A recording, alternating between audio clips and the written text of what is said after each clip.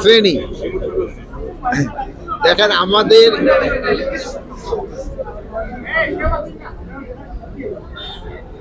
সমাজের আপনারা একটা শিক্ষিত শ্রেণী, বাংলাদেশে প্রায় 18 কোটির ভিতরে আপনারা কিন্তু সমাজে একটা উচ্চ শ্রেণীর। এখন এইখানে আইন শৃঙ্খলা রক্ষা করাতে কি রকম সমস্যা আপনারা নিজেরই বুঝতে পারেন।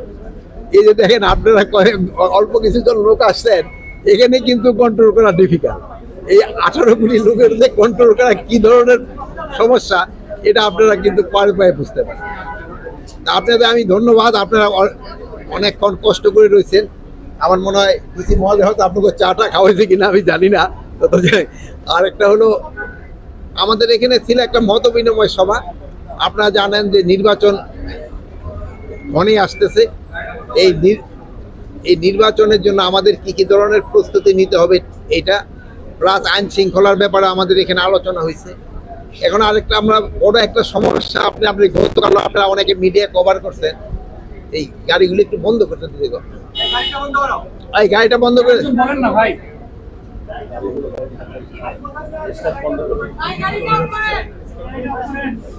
আমাদের অফিসার একজন একটু গাড়ি বন্ধ করতে বলো তো, আমাদের গাড়িগুলো বন্ধ করতে বলবেন, গাড়ি ইঞ্জিন সব বন্ধ করতে বলবেন।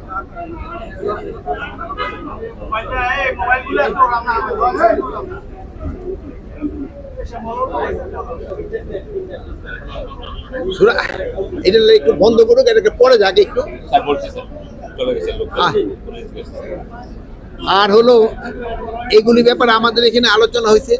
তা আপনারা জানেন সিলেট হলো আমাদের একটা পূর্ণভূমি। এখানে জনগণ কিন্তু অন্যান্য এলাকার তুলনায় এরা অনেকটা শান্তিপ্রিয়। এখানে রাস্তাঘাটের সমস্যা অন্যান্য এলাকার থেকে অনেক কম। এই জন্য আপনারা সবাই ধন্যবাদ পাওয়ার যোগ্য। এই জন্য আমি আমার অন্তঃস্থল থেকে আপনাদের ধন্যবাদ জানাই। আপনারা অনেক সমস্যা আপনারা নিজেরাই সমাধান করে দেন। এই জন্য আপনারা আমি আবারও আপনাদের ধন্যবাদ দিই। তা আমাদের বিভিন্ন ব্যাপারে আলাপ হয়েছে। এবং এই আপনাদের যদি কোনো প্রশ্ন থাকে, মেইনলি আমরা ইলেকশন সংক্রান্ত ব্যাপারটা একটু বেশি আলাপ করেছি। সাম্প্রতিক সময়ে যে আপনার মব যেটা ক্রিয়েট করা হচ্ছে, সেটা আসলে পরিস্থিতি কোন দিকে যাচ্ছে, আইন শৃঙ্খলা বাহিনী সেটা নিয়ন্ত্রণ নিতে পারছে না। সেই সাথে একটা প্রশ্ন আছে স্যার, এখন পর্যন্ত আগুন বিক্ষোভ 81 জন পুলিশ অনুপস্থিত কর্মরত, সেটা আজকে একটা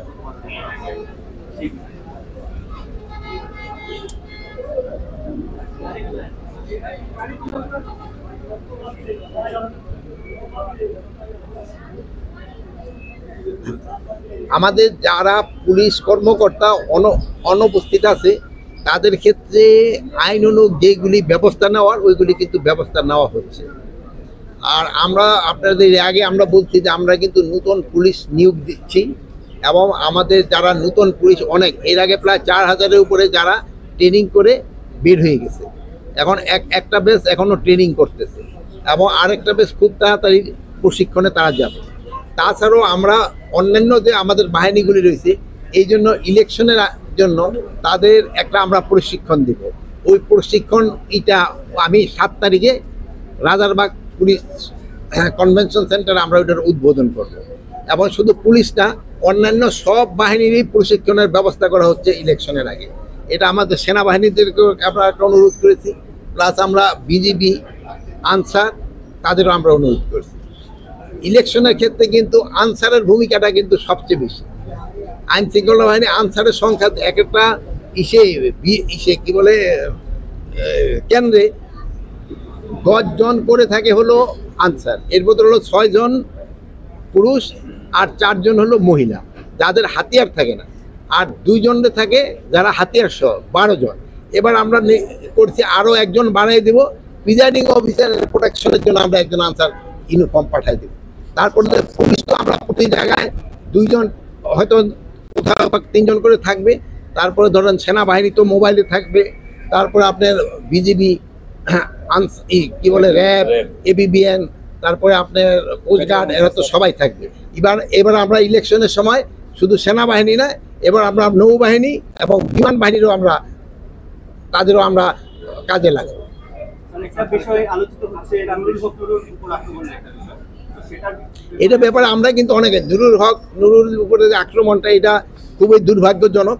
উনি একটা জাতীয় পর্যায়ের নেতা, ওনার উপরে একটা আক্রমণটা খুবই দুর্ভাগ্যজনক, কিন্তু উনি তাড়াতাড়ি সুস্থ হয়ে যাক, আমরা সবাই আল্লাহর কাছে দোয়া করি।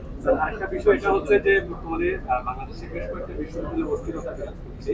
তো এই জায়গায় বিশ্ববিদ্যালয় কর্তৃপক্ষ তারা বারণ করছে যে আইনশৃঙ্খলার যে সহযোগিতা সেটা তারা পাচ্ছেন না, সামনে ইলেকশন। সত্যি এইসব পরিস্থিতি আসলে আপনি কি ভাবেন?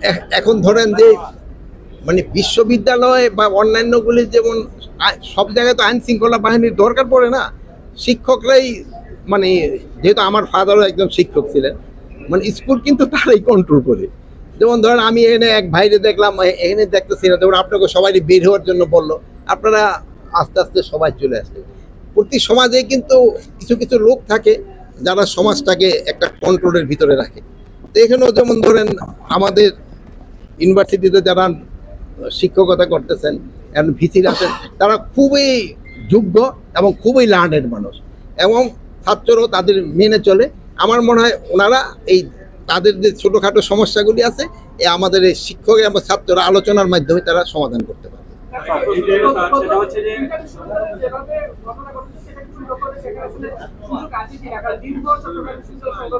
কিন্তু হয় কি, তারপরে কিন্তু একটা আলোচনার মাধ্যমে সমাধান হয়েছে।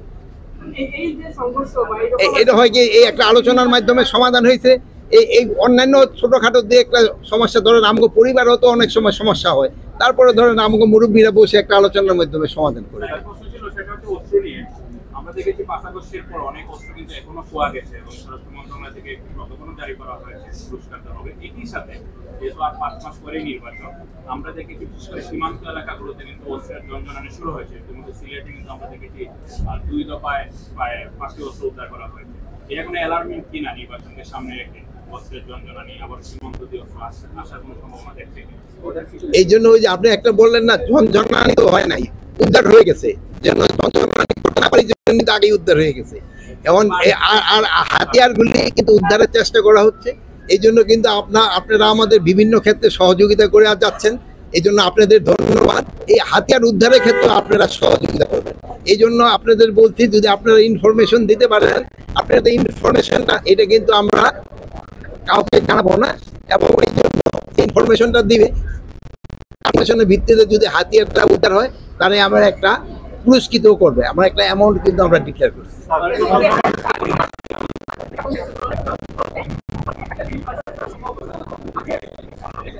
এখন ধরেন যে এই আপনারা এখানে যারা আছেন সবাই এক একজনের এক এক মত থাকবে, এক একজন তার মত। এটাই তো গণতন্ত্রের একটা বিউটি, সৌন্দর্য তো এইটা, যে এক একজন এক একটা বলবে, কিন্তু দেশের স্বার্থে সবাই একসাথে কাজ করবে, এটি আমরা আশা করি। চট্টগ্রামের যে ঘটনাটা, জনতা এবং ওই যে ছাত্রদের যে এই সংঘর্ষের ঘটনা, এখানে অন্য কারো ইন্ধন আছে কিনা, এটা অন্য কাছের ইন্ধন আছে কিনা এটা হয়তো ইনকোয়ারির মাধ্যমে হয়তো বের করা যাবে। আরেকটা হলো, সবাই তো আমরা সবাই তো আমরা সবাই, একটা হলো কি, আমাদের সবাই একটু ধৈর্য ধরতে হবে। আমাদের কিন্তু ধৈর্য এবং সহ্যটা একটু কমে গেছে, এটা একটু সবাই আমাদের চেষ্টা করতে হবে, আমাদের একটু ধৈর্যশীল হতে হবে। আমরা যদি একটু ধৈর্য হয়ে আমাদের অনেক সমস্যার কিন্তু আমরা সমাধান করতে পারবো।